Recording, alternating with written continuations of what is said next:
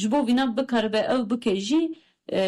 جخارا شریکان کمک یعنی شریکی ویژه işte انکو دیگه bu kaji esasında despeki kesi ki tır beheze despeki hemu kes era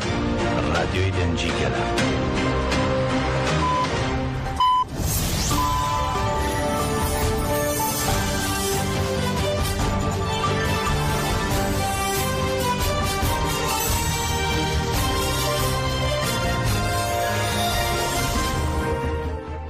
بیسەرانی خۆشەویستی رادیۆی دەنگی گەل جارێکی تیرهاتینەوەلاتان بۆ پێشکەشکردنی هەواڵەکانی دەنگباسی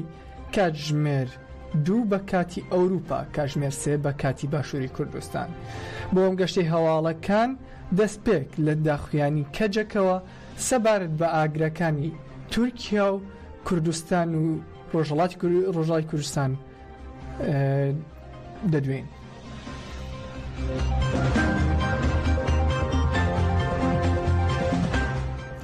کۆمیتەی ئیکۆلۆژی کۆمەڵجڤاکێن کوردستان کەجەکە پێوەست بە سوتاندنی دارستانەکانی کوردستان و تورکیا ڕاگەندراوێکی نووسراوی بڵاو کردەوە تێیدا سیاسەتەکانی دەوڵەتی تورکی لە تاڵانکردنی سروشت و خەمساردیەکانی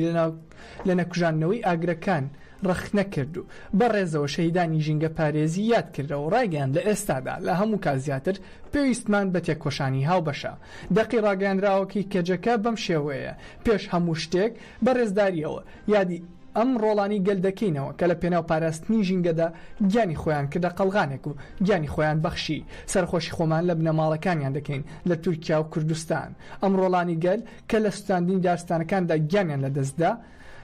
لە کوژانەوەی ئاگری دارستانەکاندا گیانیان لە دەستدا نیشاندەری بە پێسترین نمونەی وڵات پارێزی و تێکۆشانی ئیکۆلۆژیە. ڕایدەگەیەنین لە هەموو بارودۆخێکدا بە مەزنکردنی تێکۆشانی ئیکۆلۆژی ئەو سروشتە بپارێزین کە لە پێناویدا گیانمان بەخشیوە. بێگومان ئەم دۆخە سەختەی ئاگرکەوتنەوە لە دارستانەکاندا ئەوە دەردەخات کە ناتوانین وەک دەسەڵاتداران بانگەشەیەوە بکەین کە ئەمە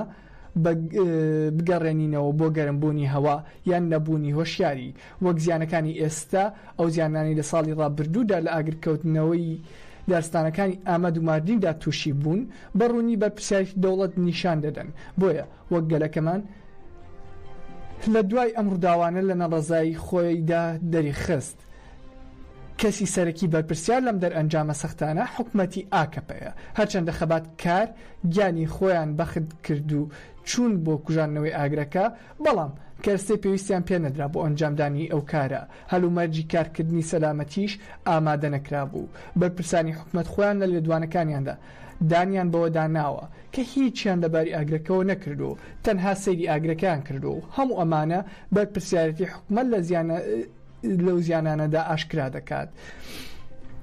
بەپێی ئامارە فەرمیەکان لەم ساڵدا لە تورکیا و کوردستان زیاتر لە 3,000 ئاگرکەوتنەوەی دارستان ڕوویدا و تەنها لە مانگی حوزەیران و تەمووزدا لانی کەم 650 سوتانی دارستانەکان کەوتووەتەوە لە ئەنجامدا بەدەیان 1000 هێکتار لە دارستان لە ناوچوون وەڕای ئەوەی دەزانرێت ساڵ بە ساڵ گەرمی هەوا زیاتر دەبێت و ئەمەش دەبێتە هۆکارێک بۆ ئاگرکەوتنەوەی دارستانەکان بەڵام حکومەتی ئاکەپە هیچ ڕێوشوێنێکی بەرامبەر ئەم مەترسیە نەگرتووەتە بەر. دەوڵەت کە ساڵانێکە بە پاساوی ئاسایشی جەنگەوە ملیۆنان دۆلاری خەرج کردو خۆی هەڵدەنێت بەوەی یەکێکە لە سوپا هەڵبژێردراوەکانی ناتۆ بۆ کوژانەوەی ئاگری دارستانەکان پارەی نییە بێچارە ماوەتەوە. دەسەڵاتداری ئاکەپە کە بۆ کڕینی فڕۆکەی نوێی جەنگی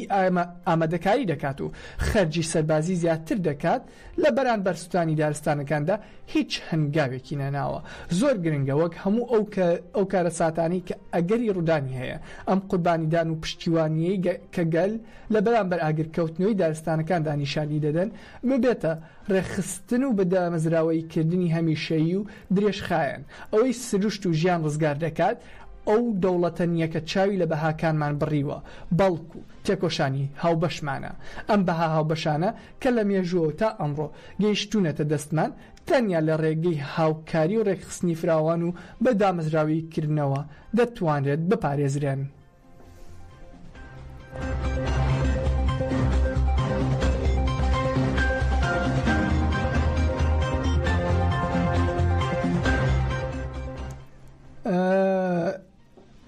هەر لەبارەی ئاگرەکانەوە ئەم جاریان دەڕۆینە سەر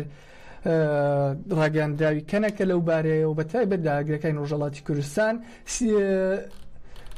کۆمسیۆنی ژینگەی کۆنگرەی نەتەوەی کوردستان کەنەکە سەبارەت بە ڕووداوی سوستانی چیای ئاویەر و شەهید بوونی سێ چالاکوانی ژینگەی و چالاکی مانگرتنی گشتی لە 29 تەموزی 2025 ڕاگەاندراوێکی بڵاو کردەوە. بەقی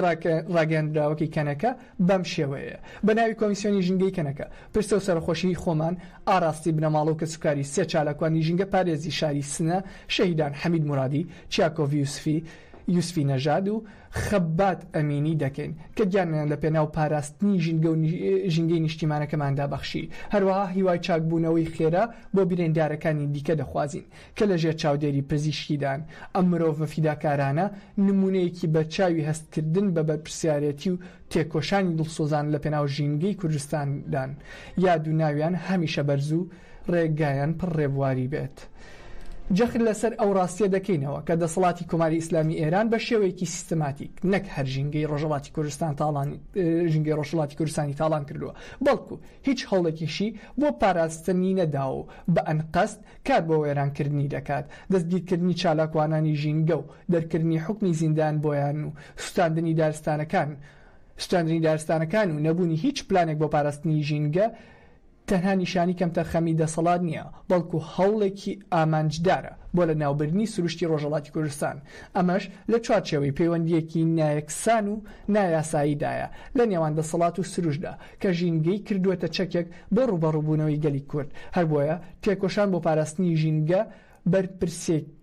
بەرپرسێکی سیاسی و بنەڕەتی دەزانین، چونکە لەژێر سیستەمێک داین کە ژینگەی کوردستانی کردووەتە گۆڕەپانێک بۆ سزادان. بە دەسەڵاتدارانی کۆماری ئیسلامی ڕادەگەێنین کە کەم تەرخەمی لە ئاسووتانی ژینگەی سروشتی و ژینگە و سروشت و دارستانەکان لە ناوبردنی ناوچە پارێزراوەکان دەست درێژیکردنە سەر سەرچاوە ئاویەکان و زیانگان بە ژینگە تەنها دژایەتیکردنی ژینگە و گەلی کورد نییە، بەڵکو دژایەتیکردنی ژیان و مێژوو و مرۆڤایەتیە. داوای یەکریزی و هاودەنگی لە گەلەکەمان و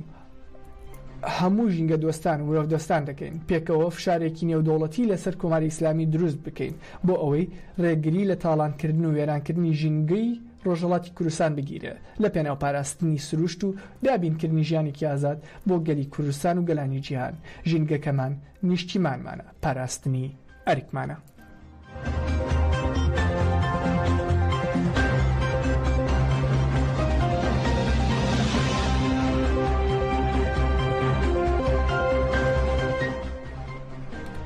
لە دوایە و دووداخویانە سەبارەت بە ئاگرەکان ئێستا دەڕۆینە سەر ساڵ یادی جینۆسایدی گەلی یەزیدی بە بۆنەی 11مین ساڵ ڕۆژی فەرمانی 3 ئابی 2014 کە لەسەر دەستی چەتەکانی داعش دژی کۆمەڵگەی ئێزدی ئەنجام درا. تەفگەری ژنانی کورد لە ئەوروپا تەژەکە ڕاگەیاندراوێکی بڵاو کردەوە. تەژەکە لە ڕاگەیاندراوەکەیدا دەڵێت جارێکی تر ئەو تاوانە بە توندی شەرمەزار دەکەین کە لە دژی ئێزدیەکان ئەنجام درا و ڕای دەگەێنین کە سیاسەتی کۆمەڵکوژی و زڵم و دەستدرێژی و بێناسنامەکردن کە لە دژی ئێزدیەکان لە کە 11 ساڵ بەر لە ئێستا لە بەرچاوی تەواوی جیهان ئەنجام درا ئەمڕۆژ بەردەوامە. هەر لە ڕاگەاندراوەکەدا هاتووە ئەو کۆمەڵکوژەی کە لەلایەن داعش لە شەنگال لەسەر خاکی پیرۆزی کەونار لە دژی گەلی ئێزدی ئەنجامدرا بەمانای قڕکردنی ژنانیش دێت، چونکە بەهۆی هێرشەکانەوە هەزاران ژن ڕفێنران و ڕوبەڕووی دەست درێژی بوونەوە و وەک کۆیلە لە بازاڕەکاندا فرۆشتران و چارەنووسی زۆرێکیان هەتا ئێستا نادیارە. دەزانین کە تا ئێستا ئێزدیەکان لە شەنگال بەبێ هەرێمن و خۆبەڕێوبەریەکیان دانی پێدانەنراوە و ئەو کەسانی بەرپرسیارن لە کۆمەڵکوژی سەر ئێزدیەکان تا ئێستا دادگایی نەکراون. لەبەر ئەوە داوای دادپەروەری و خۆبەڕێوبەری بۆ کۆمەڵگەی ئێزدی لە شەنگال دووبارە دەکەینەوە و داواکاری دادگاییەکی نێودەوڵەتی بۆ دادگاییکردنی تاوانبارانی قڕکردنی ئێزدیەکان پێک بهێنرێت. تێژەکە لە بەردەوامیدا سەرنجی خستووەتە سەر پرۆسی ئاشتی کۆمەڵگەی دیموکراتیک و دەڵێت بانگەوازی ڕێبەر ئاپۆ بۆ ئەم قۆناغی ڕۆژهەڵاتی ناوڕاست زۆر گرنگە چونکە ئەو ئەقڵێتەی داعشی بەڕێوە دەبرد بە شێوەی جیاواز زیندوو بووەتەوە و چتەکانی هەتە شەو تاڵیبان مەترسی گەورە بۆ سەرژنان دروست دەکەن تەژەکە ئەوەشی دیاری کردووە کۆنفیدرالیزمی دیموکراتیک وەڵامی قڕکاریەکانی سەرژنان و کۆمەڵگەی ئێزدیە و دەبێت خۆسەری دیموکراتیکی ئێزدیەکان لە شنگار بناسرێت و بانگەوازیشی بۆ بەشداری بوون بە هێزی ژنان لە خۆپیشاندانەکان کرد و دەڵێت لە 3 ئابی 2025 لە زۆرێک لە شارەکانی ئەوروپا لەژێر دروشمی قڕکردن و کوشتنی ژنان تاوانی دێش بە مرۆڤایەتیە خۆپیشاندان ئەنجام دەدرێت و داوای لە هەموو ژنان و گەلان و هێزە دیموکراتیەکان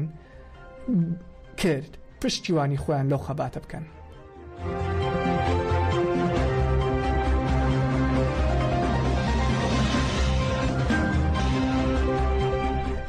دەڕۆینە باشووری کوردستان و ئاژانسی ڕۆژنیوز ڕایگەیان بەیانی ئەمڕۆ دەوروبەری کاتژمێر 9 خولەک درۆنێکی بۆم ڕێژ کراو لە گوندی دووگردکانی سەر بە شارۆچکەی مەخمور کەوتە خوارەوە زانراوەوەی ڕایکەوتنە خوارەوەی درۆنەکە نەتەقیوەتەوە و بەبێ لێککەوتنەوەی هیچ زیانێک تێکشکاوە.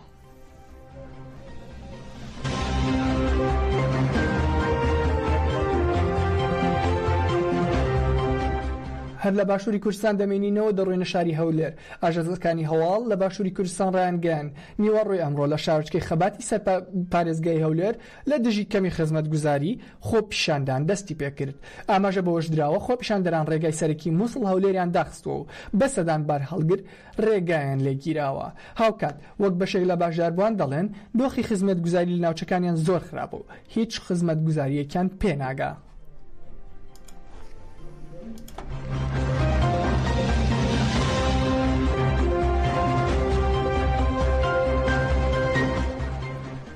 لە باشووری کوردستانەوە بەرە و حکومەتی ناوەندی و بەغداد لە عێراق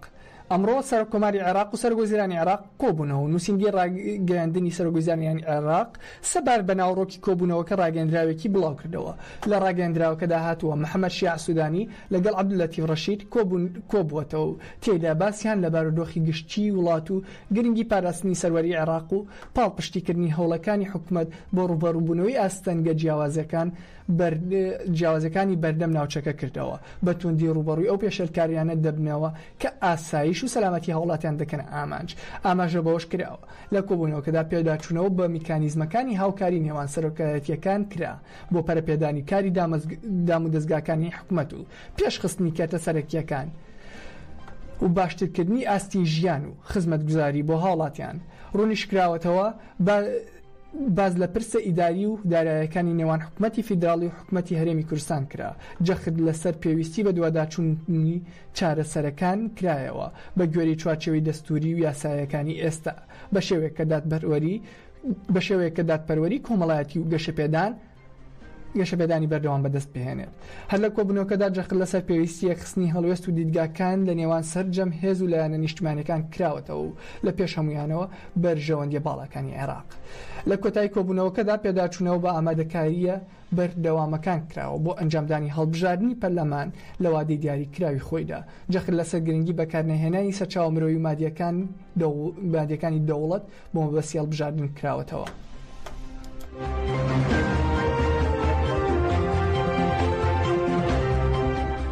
پەیوەست بەو بوێرانەوە کە لە ناوچەکە و ڕۆژهەڵاتی ناوڕاست و کوردستان بەڕێوە دەچێت محسن عوسمان ئەندامی پێشووی پەرلەمانی عێراق و سیاسەتمەداری کورد هەڵسەنگاندنێکی بۆ پرۆسەی ئاشتی و ئەو گۆڕانکاریانە ئەنجامدا و ڕۆڵی پەکەکەی بە مێژووی ناوبرد. دولت أوروبية بجن أمريكا فرنسا حتى ربك ألمانيا إسرائيل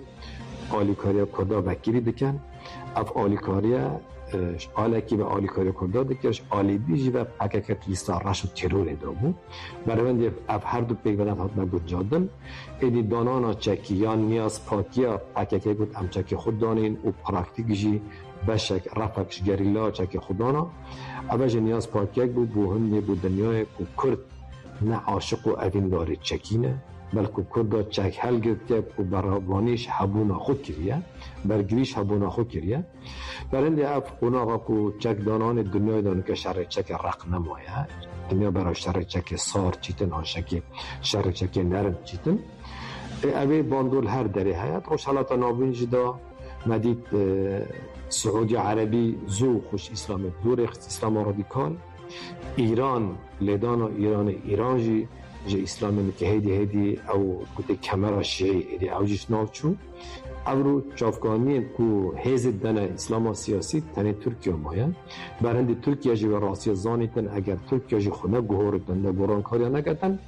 او جدی درد ایران پنجی توی نبرین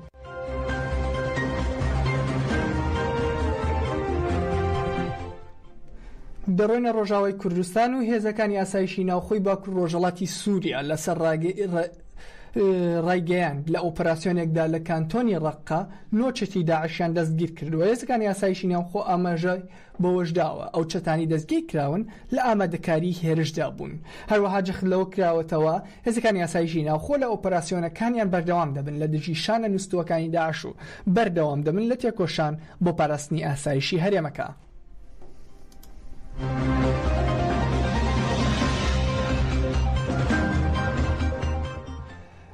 لە ڕۆژاوای کوردستانەوە بەرەو رووسیا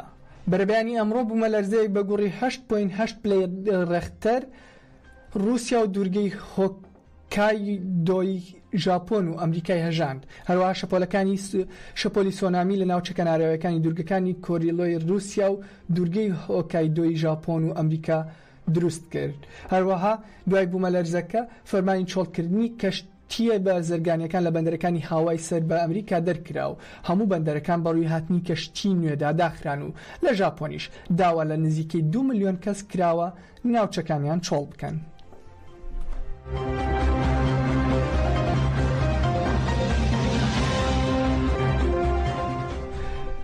کۆتا هەواڵی ئەم ڕۆمان بیسەرانی بەڕێزی دەنگی گەل بە کلیپێکی گەریلاکانی کوردستان دەبێت. کۆمیتەی ڕاگەاندنی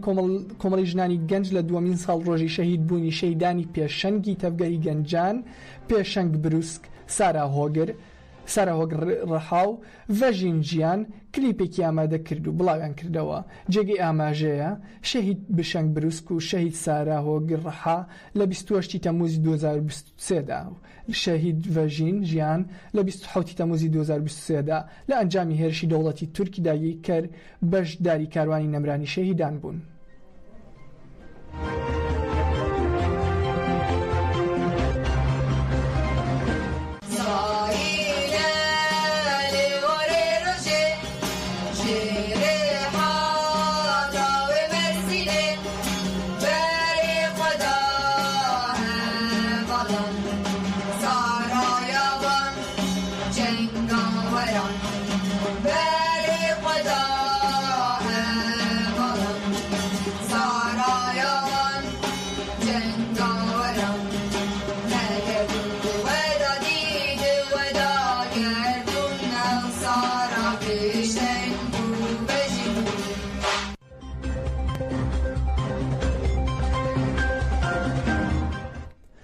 بیسەرانی خۆشەویستی دەنگیگەلەوەی کە گوێویستی بوون بەشێک بوو لەو کلیپەی کە باسمان کرد. بە گوێبیست بوون بۆ لەو بەشی کلیپەکەوە بەجێتان دەهێڵین و دەڵێن ماڵاوە بۆ هەمووگەشتەی ئەمڕۆی دەنگ و باسەکانی کاتژمێر 2 بە کاتی ئەوروپا کاتژمێر 3 بە کاتی باشووری کوردستان و هەر لە خێر و خۆشیدا بنجا لە هەر جەیەکی دنیا هەن لە چیاسەکەشەکانی کوردستان بێت لە ناو شارەکانی کوردستان بێت یاخود لە هەر جەیەکی ئەوروپا و جیهان بێت. بژین بە شادی بژین بە ئازادی ژەنجیان ئازادی شەهید نامرێ بژی کوردستان.